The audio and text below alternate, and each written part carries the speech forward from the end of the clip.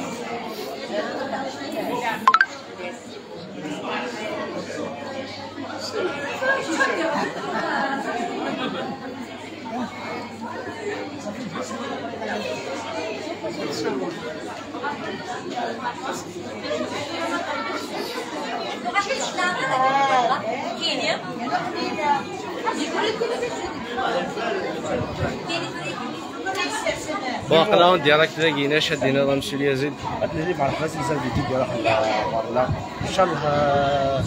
هذا هو الحاجه بحال هذا هو البحث اللي صورنا ان شاء الله.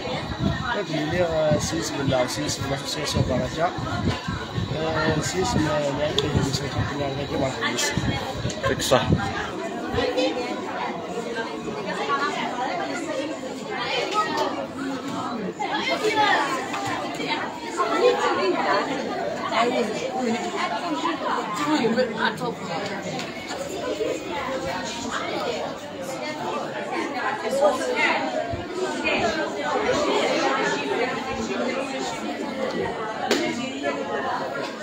بون كي كانت تبدا لافيت هكا شويه دنوا على ورون.